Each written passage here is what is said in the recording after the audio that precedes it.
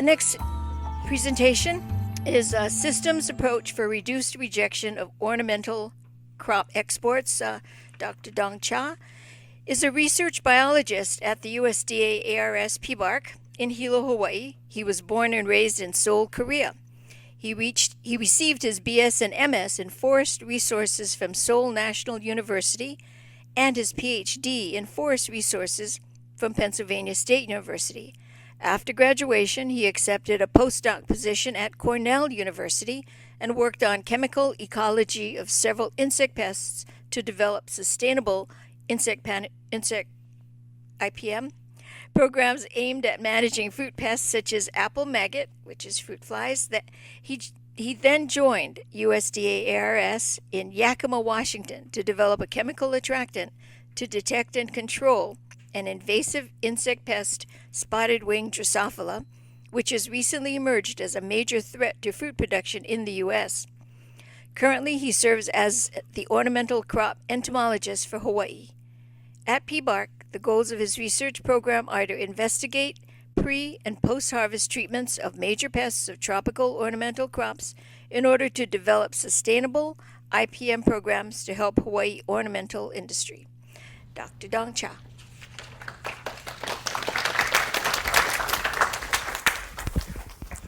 Thanks, Sharon, for introduction. I will make my writing shorter next time. I wrote like 2 years ago. Okay. So today I'm gonna give you brief updates on our HFNA supported GIA project to develop systems approach for reduced rejection of our ornamental crop exports. So 2 years ago I was new like Robert today, and I didn't know about anything about the tropical crops. So when I first met Eric Tanoi 2 years ago, he explained everything about the ornamental crop industry here, and I kind of soaked up everything and writing everything down. And this is basically a good representation what he told me about the size of the Hawaiian ornamental crop industry. And he wanted to this grow like that. And he also explained several things that may go against this. So one was the economy, and the flower is not the food. So if you don't have to, you can live without flower. So that affects us. And also competition from other countries like Taiwan, Thailand can produce much cheaper than us, and that can compete with us. And natural disaster, we had recently hit by the volcano in Kilauea, and also there was a Hurricane Isel that affect us. And all these come together and kind of affecting us negatively and may reduce the future grower and the production size. And also with this behind us is the permit issues with the rejection. And right now it is controlled by the California, the stamp. And if you get the rejection several times a year, your stamp can be revoked, and ironically, you cannot then ship to other states also.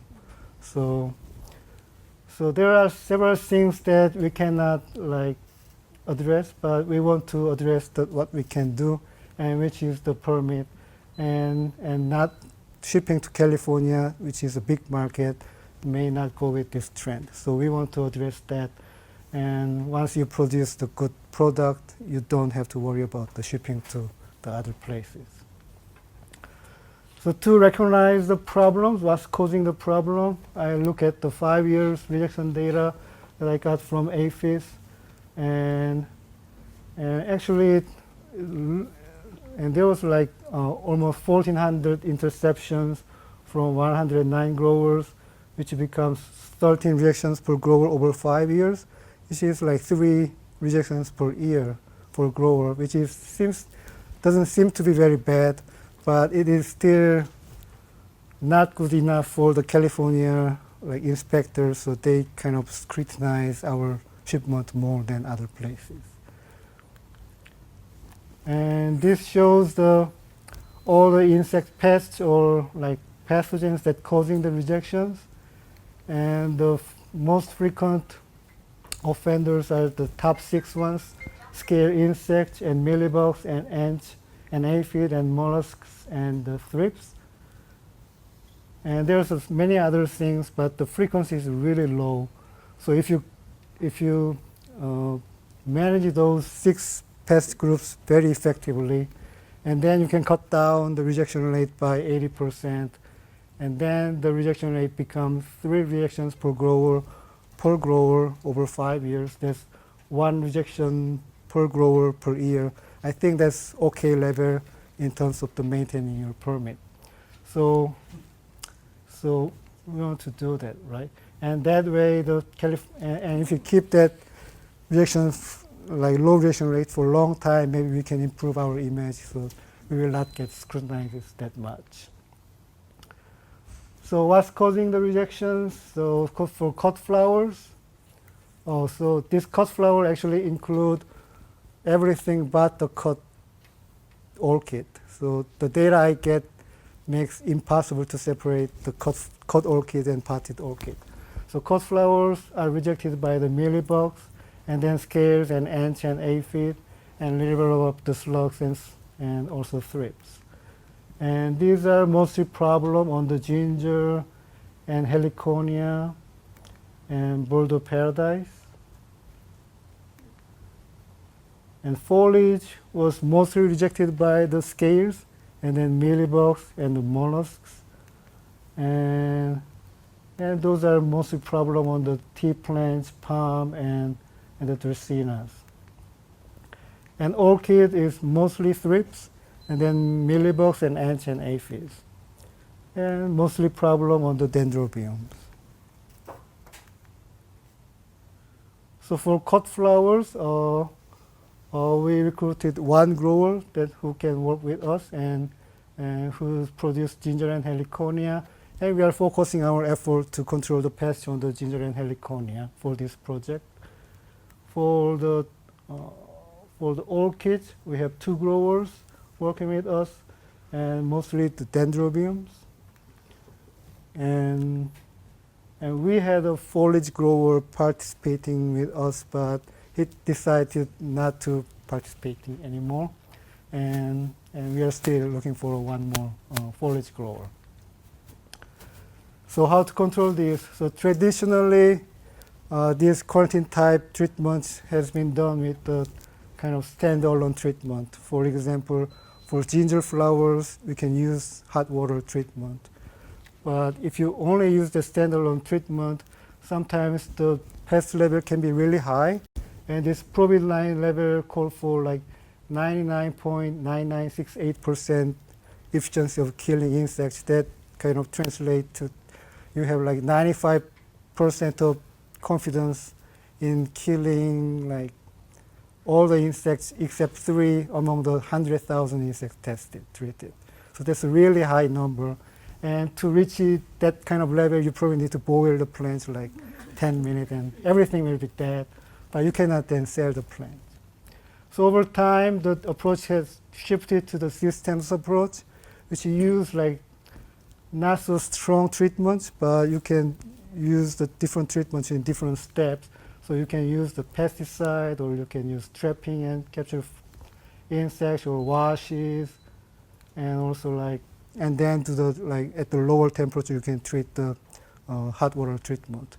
So this type of approach has been used, and we want to use the most effective treatments for 3 different types of the crops. And the system approach doesn't have to be this gradual. Like you can reach the pest-free product in the middle of the treatments, but you want to still keep the additional treatments, 1 or 2, to ensure the pest-free status. So there's some redundancy in that too. So what kind of treatments we can use? Fortunately, we had Dr. Arnold Hara, who worked for more than 30 years to develop all these chemical, physical, cultural, and mechanical control treatments for different types of the insects. So for this project, we are focusing on those already available methods, so we can determine if these technologies are enough to reach the pest-free status, or if we need something new to the control of the pests. So the objective of the GI project we are doing is to recruit the 4 growers. We still need 1 more grower to recruit, and then develop a systems approach program to demonstrate fewer rejections. And then we'll train the number of the HFNA members about the outcome, and then inform also the industry about the tools and resources needed. And finally, we will do the survey of the members to find out if there's an interest in participating in this program. So a little bit of data. So we are working on one ginger and heliconia grower. And we want to first to see if these insect pests that were causing rejections are really the problem on these plants. So although this looks pretty clean from far, if you look at this carefully, you see a lot of insects are on there. So there's a mealybugs and scales and aphid and ants. And our approach was to use insecticide and then harvest, and grower do the first washing, and then it is shipped to the shipper, and then there it was treated with the hot water, and there was a second washing. And in between all these treatments, we do the surveys, so we can see how effective the treatments are, and if we can really achieve the zero pest at before shipment. And actually, this grower was not using pesticide, so we took this opportunity to test without the insecticide first, that using only this washing and hot water treatment, we can reach the pest-free level. So ginger and heliconia was harvested, and then it was washed by soap by the grower, and then it shipped to the shipper, and then treated with the hot water, and then it was washed again. And this is the survey data, so ginger and heliconia, and in the field it was 100% of all the plants were infested. And the grower, when they harvest, they cut out the infested leaves and just leave the stem, and that resulted in like 99% and 84% of the harvested ginger and heliconia still infested. And as we could guess, those were the aphid and mealybugs and scale and ants were mostly problem on those plants. And then the grower washed the plant, and you can see like 10 times reduction in the number of the insects. So these are the mean number of the insects per cut flower. So these were effective, but unfortunately the stems are still infested. So it is hard to kill every insect on the stem. And then it was treated with hot water and washed a second time. And you can see also like kind of 10 times reduction in the numbers of the insects. And at this stage, only one aphid was alive, and all the other insects were dead. And still about 25% and 8% of the stems are infested. So this may be not enough, but this was not without the pesticide, and we want to treat this, repeat this experiment with the pesticide. And so we are including the pesticide, and we are recommending 2 products for controlling the mealybugs and aphids and scales, and these are the systemic neonicotinoids. The safari can act very quickly, so knock down the population, and the marathon can stay a little longer, so it will be a good control.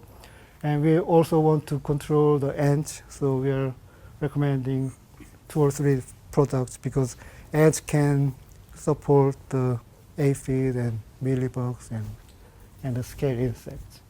And we got all the pesticide except the marathon. We're waiting for like 2 months now to arrive from mainland, so hopefully we can get it soon. And we also did a test with the orchid. So in cut orchids, So we surveyed the insects using just visual observation and also destructively. And for orchids, it was all about the thrips. And orchid is pretty tender, so there's no good post-harvest treatments right now. And so mostly it needs to be dependent on the insecticide use. And the orchids are kind of harvested every week, so insecticides that like sprayed weekly or bi-weekly needs to be very effective. So actually the control level needs to be much better than this for every step of the insecticide trial. And this is one of the example of the insecticide trial spray program of one of the participating grower. They rotate this monthly and spraying same insecticide every 2 weeks. And this is from another grower. They use this product weekly rotation. And basically this is a calendar-based rotation, and they are known to develop resistance, and we already know that the thrips are very good at developing resistance. And this graph also kind of shows that shows the number of the insects that developing resistance every year, which is pretty high. And against that, the green line shows that number of the new kind of mode of action pesticide developed per year. So using just the pesticide seems like not a sustainable method to control the thrips. So this is the result from the survey. So we surveyed so each survey we had the flowers, and each spray has several flowers in it. And when untreated orchids, we can see almost 100% of flowers and sprays are infested. And then we treat it with pylon.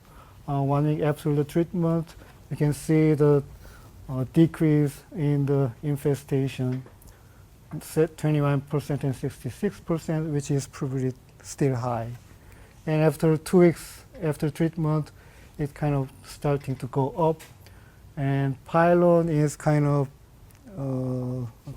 good product for thrips, and doesn't seems like very good options to control that.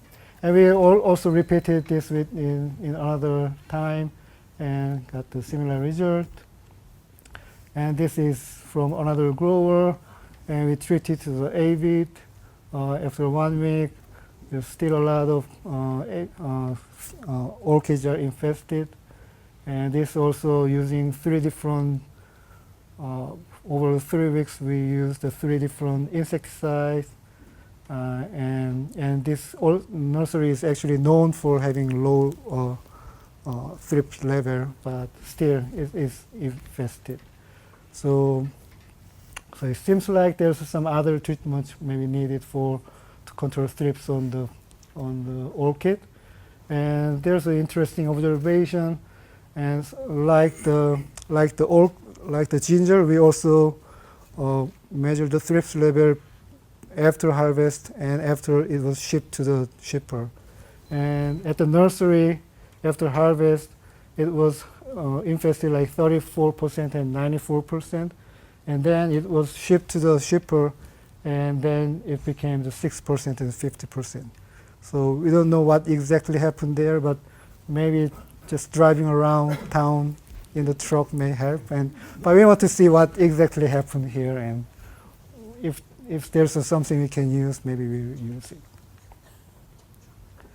And we also had the slugs on the orchid, so we recommended methaldehyde, and that was pretty effective, killing all the controlling of the slugs on the potted orchids. So this is just to show the distribution of the rejections by the growers. So there's actually most of growers are pretty doing well, like less than 10, like about 10 rejections over 5 years. And there's some grower has high number of the rejections. But we can think about what kind of thing happens to the rejected flowers, and some of them will be sent back to you, and some will be burned, and some will be treated like frozen and buried. And it is not it is not used in California, but Japan used fumigation of the rejected flowers. And California still uses a lot of methyl bromide to fumigate the fruit they export from Chile. So I'm thinking maybe why not we can use the fumigation to treat these insects. So this is not the part of the GIA project. I'm working on the fumigation. We are using ethyl formate, which is a kind of much safer chemicals compared to the phosphine or methyl bromide. It's from coming out of the plant, and we saw that we can use the different treatments, but seems like we can sometimes reach the zero pest or not. So it looks like a moving target. So we can probably knock down the pest level to low, and then use the low dose treatment of the fumigation to control the leftover insect pests on the plant. And ethyl formate has been tested in many different places, and it's been shown very effective for the thrips. So it's been tested in California and Australia, South Africa, and New Zealand, and different places. And we already kind of know the killing dose of the ethyl formate, which is probably about 99% mortality. And we were testing those on the orchids, and we didn't see much on the negative impact of the shelf life and the quality at that dose. And we are working on also on the ginger flowers, and at certain level we didn't see the phytotoxicity much, and that can also kind of control the mealybugs effectively at that dose. So we want to still continue to work on the ethyl formate.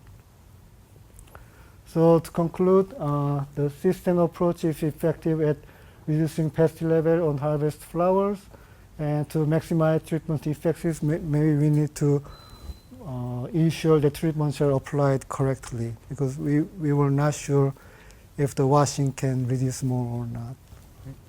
And new chemicals may be necessary to control the thrips on the orchids, but if that is not possible, and to reach zero pests using those treatments, maybe we need to look at some other treatments like ethyl formate fumigation. So with that, I'd like to thank all the collaborators, and especially Nikki, who generated all the data that I talked about today, and also Dr. Byung-Hong Lee, who is working on developing the fumigation method.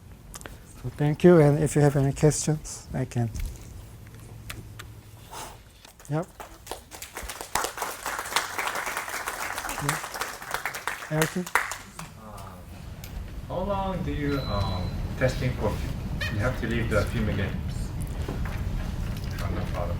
So initially we were using so let's say if you use 40 kind of certain amount, 40 milligram of chemical in 1 hour, we were having some phytotoxicity. But if you use the lower level 4 gram and treatment 10 hours, we don't see the phytotoxicity. So maybe up to 1 day, half day to 1 day. Is that in the box or? So we are not currently using box, but we hope to use in the box eventually. So you can fumigate the shipping box.